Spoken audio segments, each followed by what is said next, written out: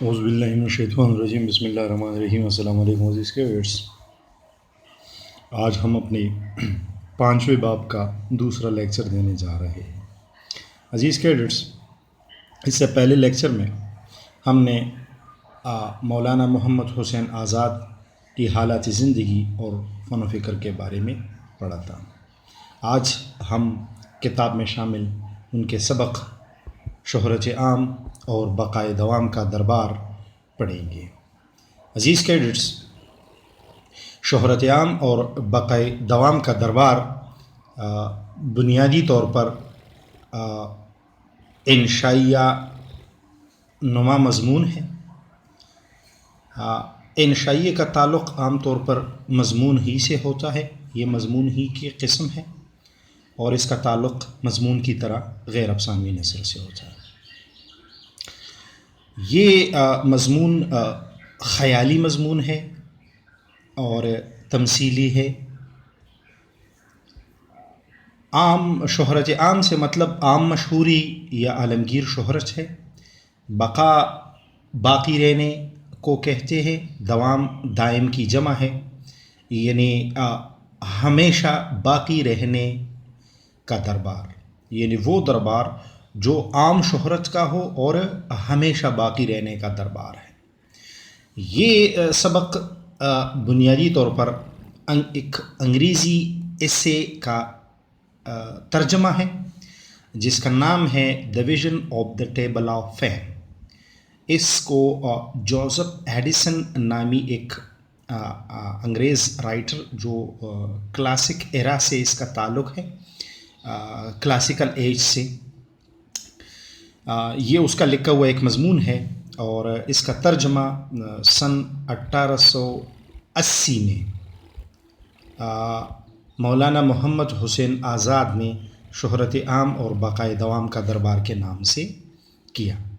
تو آپ کو یاد ہو کہ یہ جو مضمون شہرت عام اور بقائے دوام کا دربار ہے، یہ انشائیہ ہے بنیادی طور پر، اور ترجمہ ہے، اور غیر افسانوی نثر سے اس کا تعلق ہے۔ آئیے سبق کا باقاعدہ آغاز کرتے ہیں۔ اے ملک فنا کے رہنے والوں، ملک فنا سے مطلب یعنی وہ ملک جو فنا ہو چکا ہے، یعنی وہ لوگ جو اس دنیا سے جا چکے ہیں، یعنی مطلب اے مرے ہوئے دنیا کے لوگوں، اے ملک فنا کے رہنے والوں۔ اس کے بعد اگر آپ دیکھیں تو والوں کے بعد ندائیہ علامت ان کو مخاطب کیا جا رہا ہے۔ دیکھو اس دربار میں، کس دربار میں؟ شہرت عام اور بقائے دوام کے دربار میں تمہارے مختلف فرقوں کے، یعنی مسلکوں کے یا گروہوں کے اعلی وقار جلوگر ہے۔ اعلی وقار یعنی اعلیٰ وقار، عزت رکھنے والے جلوگر ہیں، یعنی نظارہ دے رہے ہیں یا بیٹھے ہیں۔ بہت سے حب الوطن کے شہید ہیں، یعنی وطن کی محبت میں شہید ہو گئے یا وطن سے محبت والے، جنہوں نے اپنے ملک کے نام پر میدان جنگ میں جا کر خونی خلعت پہنی۔ خونی خلعت پہنی یعنی خونی لباس پہنا۔ خلعت لباس کو کہتے ہیں، یہاں اس سے مراد کفن ہے۔ اکثر مصنف اور شاعر ہے اور بے عیبی سے زندگی بسر کیے۔ اس دربار میں یا تو شہداء ہے، اور یا مصنفین ہیں بڑے بڑے، اور یا شاعر ہے بڑے بڑے۔ کون سے مصنفین اور شاعر؟ جو بے عیبی سے زندگی بسر کیے، یعنی بغیر کسی نقص کے زندگی گزار گئے، یعنی اچھی صاف ستھری زندگی گزار گئے۔ ایسے زیرک اور دانا بھی ہے۔ زیرک چالاک یا عقل مند کو کہتے ہیں، اور دانا یعنی عقل رکھنے والے۔ ایسے زیرک اور دانا بھی ہے جو بزم تحقیق یعنی تحقیق کے بزم کے صدر اور اپنے عہد کے یعنی اپنے زمانے کے باعث فخر رہے، یعنی باعث افتخار رہے، وہ لوگ جس پہ فخر کیا جا سکے۔ بقائے دوام دو طرح کی ہے، یعنی ہمیشہ کی زندگی، باقی رہنا، ہمیشہ کے لیے جو باقی رہنا ہے وہ دو طرح کا ہے۔ ایک تو وہی جس طرح روح فی الحقیقت مرنے کے بعد رہ جائے گی، یعنی جب انسان مر جاتا ہے تو اس کا جسم رہ جاتا ہے اور اس کی روح جو ہے وہ پرواز کر جاتی ہے، روح کبھی مرتی نہیں ہے۔ ایک تو یہ ہے کہ اس کے لیے فنا نہیں، یعنی وہ فنا نہیں ہو سکتی، وہ ختم نہیں ہو سکتی۔ دوسری عالم یادگار یعنی عالم یادگار یعنی یادگار کی دنیا، اس میں یادگار کی دنیا کی بقا یاد کے طور پر جو رہ جاتے ہیں، جس کی بدولت لوگ نام کی عمر سے جیتے ہیں۔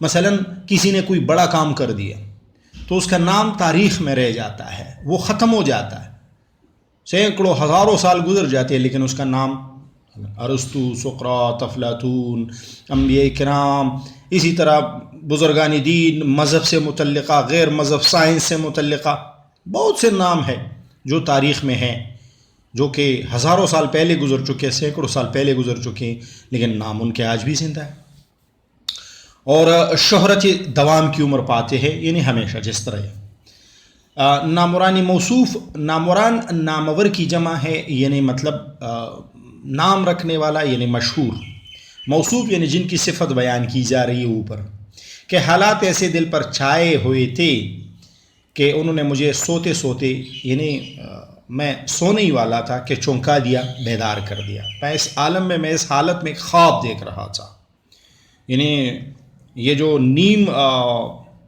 مدہوشی کی حالت تھی، یا جو سونے کی طرف گامزن کی جو حالت تھی، اس میں ایک خواب دیکھ رہا تھا۔ چونکہ بیان اس کا لطف سے، یعنی مزے سے خالی نہیں، اس لیے عرض کرتا ہوں، یعنی وہ خواب بہت مزیدار ہے، کہنے کے لائق ہے، اسی لیے میں کہہ دیتا ہوں، عرض کر دیتا ہوں، کہہ دیتا ہوں۔ اس کے بعد اگر آپ دیکھیں یہاں پر یہ رابطہ کی علامت ہے، کیونکہ نیچے اس کی تفصیل، اور یہ واوین میں بند ہے، یہ واوین میں بند ہے، یعنی مطلب وہی جو خواب میں باتیں ہوئی ہے وہی سنائی جا رہی۔ خواب میں دیکھتا ہوں کہ گویا میں ہوا کھانے چلا ہوں، یعنی خواب میں مصنف کہہ رہے کہ میں خواب میں کیا دیکھ رہا ہوں کہ میں ہوا کھانے چلا ہوں، مطلب یہ کہ باہر گھومنے پھرنے چلا، اور چلتے چلتے ایک میدان وسیع الفضا، یعنی ایک بہت وسیع میدان، وسیع الفضا میدان میں جا نکلا ہوں، یعنی پہنچا ہوں، جس کی وسعت یعنی کشادگی دل افروز میدان خیال سے بھی زیادہ ہے۔ دل افروز میدان خیال یعنی وہ خیالی میدان جو دل افروز ہو، دل کو فرحت دینے والی ہو، فروزہ کر دینے والی ہو، اور چلتے چلتے ایک میدان وسیع میں جا نکلا ہوں جس کی وسعت دل افروز میدان خیال سے بھی زیادہ ہے۔ دیکھتا ہوں کہ میدان مذکور یعنی وہ میدان جس کا ذکر اوپر ہو چکا ہے، وسیع الفضا میدان میں اس قدر کثرت سے لوگ جمع ہیں کہ نہ انہیں محاسب فکر شمار کر سکتا ہے، انہیں فکر کا جو حساب کتاب کرنے والا ہو، میتھس کیلکولیشن والا، جمع تفریق کرنے والا، گنتی کرنے والا شمار کر سکتے، نہ قلم تحریر یعنی تحریر والی قلم فہرست یعنی اس کی ترتیب تیار کر سکتی۔ اور جو لوگ اس میں جمع ہے اس میدان میں، وہ غرض مند لوگ ہیں، یعنی کسی مقصد کے تحت آئے ہوئے، کوئی مقصد رکھنے والے لوگ ہیں کہ اپنی اپنی کامیابیوں کی تدبیروں میں لگے۔ وہاں ایک پہاڑ ہے، اس میدان کے پاس ہی ایک پہاڑ ہے جس کی چوٹی یعنی جو اس کا ٹاپ ہے، چوٹی گوش صحاب سے سرگوشیاں کر رہے۔ گوش صحاب یعنی صحاب کے گوش سے، صحاب بادل کو کہتے ہیں اور گوش کان کو کہتے ہیں، تو گوش صحاب یعنی بادلوں کے کانوں سے سرگوشیاں کر رہی، یعنی کاناپوسی کر رہی ہے۔ سرگوشی کاناپوسی کو کہتے ہیں اور صحاب بادل کو کہتے ہیں۔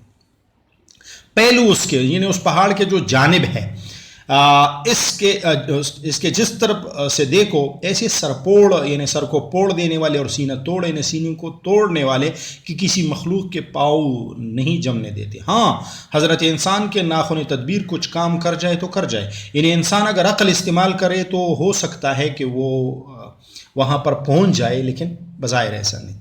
یہ کہا ہے کہ اچانک قلعہ کوہ سے، قلعہ چوٹی کو کہتے اور کوہ پہاڑ کو کہتے، یعنی پہاڑ کی چوٹی سے ایک شہنائی کی سی آواز شروع ہوئی۔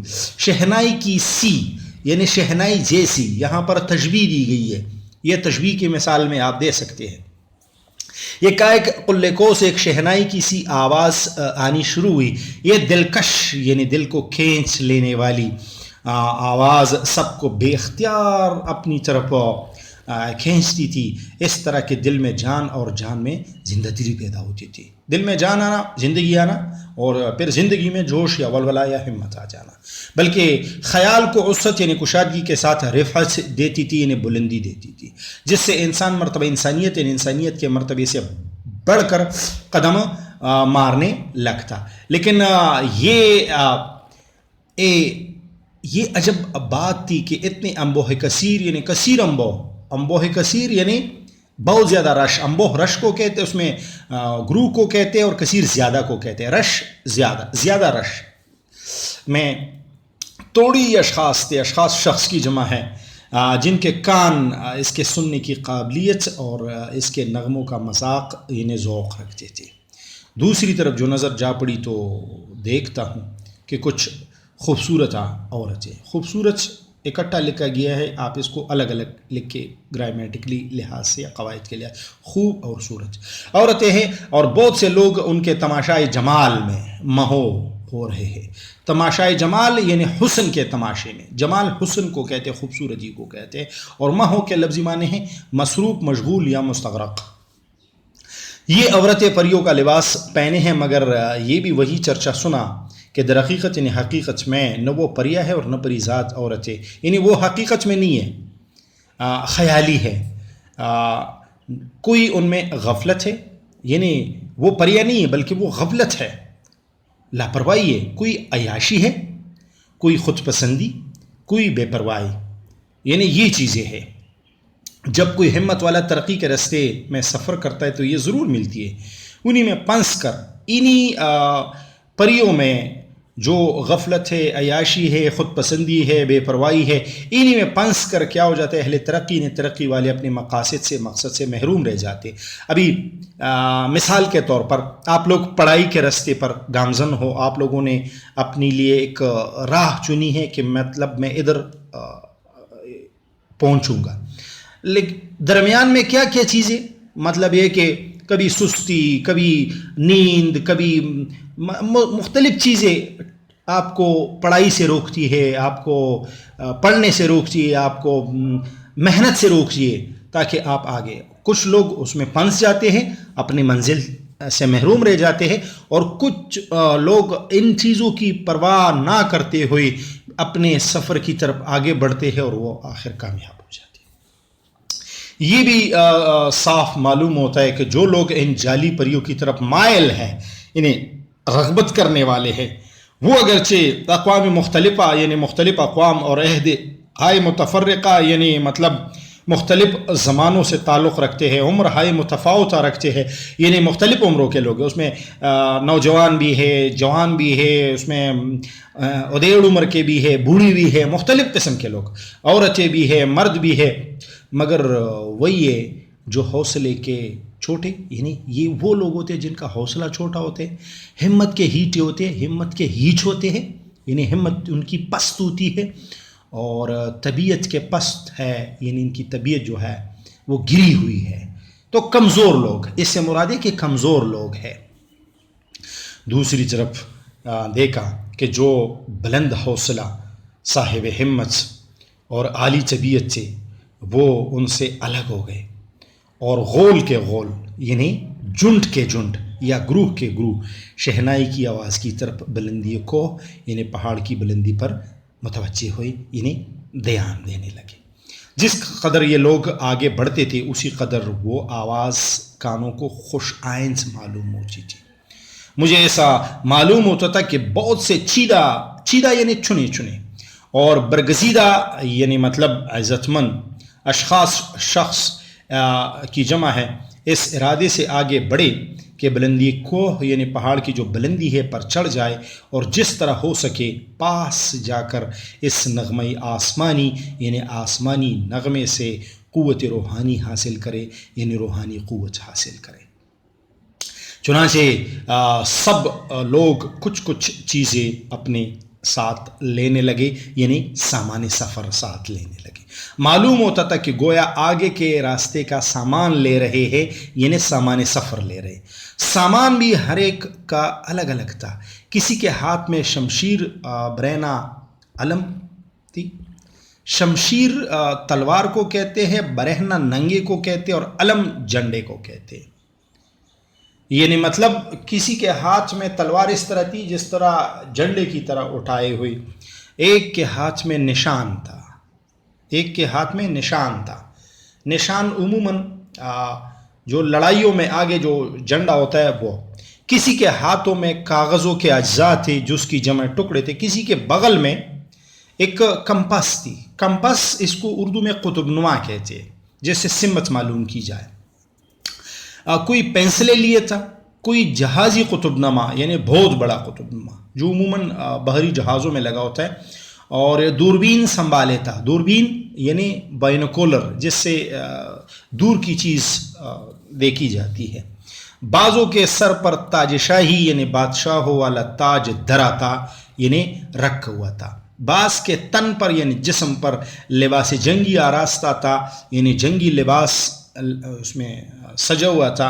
غرض کہنے کا مقصد یہ کہ علم ریاضی یعنی ریاضی کے علم اور جر ثقیل، جر ثقیل یعنی باری آلات، جر ثقیل سے مطلب ہے باری آلات، ہیوی مشینری جس کو انگریزی میں کہتے کا کوئی میتھس، یہ میتھس سے ریلیٹڈ یعنی جس وہ آلے جس سے وہ باری وزن اٹھایا جا سکے، باری چیزیں اٹھایا جا سکے کا کوئی آلہ نہ تھا، یعنی کوئی ہتھیار نہ تھا یا کوئی اوزار نہ تھا جو اس وقت کام میں نہ آ رہا ہو. اس عالم میں، اس حالت میں دیکھتا ہوں کہ ایک فرشتہ،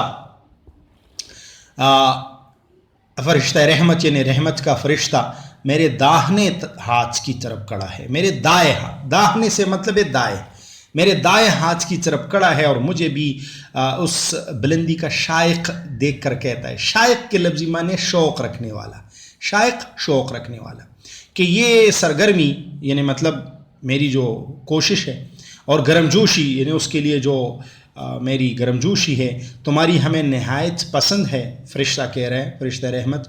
اس نے یہ بھی صلاح دی یعنی مشورہ دیا کہ ایک نقاب اس کو انگریزی میں ماسک کہتے ہیں، حجاب، ایک نقاب منہ پر ڈال لو. میں نے بے تعمل یعنی بغیر تعمل کے، بغیر وقفے کے تعمیل کی یعنی اس حکم کو مان لیا. بعد اس کے گروہ مذکور یعنی وہ جو گروہ علی ہمت والا جو گروہ تھا جس میں طرح طرح کے لوگ شامل تھے، فرقے فرقے میں تقسیم ہو گیا، یعنی مسلک مسلک میں بڑھ گیا. کوہ مذکور پر راستوں کا کچھ شمار نہ تھا، یعنی اس پہاڑ پر راستوں کا کچھ شمار نہ تھا، یعنی مطلب بہت زیادہ راستے تھے. سب نے ایک ایک راہ پکڑ لی، یعنی سب ایک ایک راستے پر روانہ ہو گئے. آج کا ہمارا لیکچر یہاں تک، انشاءاللہ اگلا لیکچر ہم دیں گے. یہاں تک اگر کسی کے ذہن میں کوئی شک و سوال ہو تو وہ مجھ سے بعد میں گروپ میں بھی یا الگ بھی سوال کر سکتے ہو.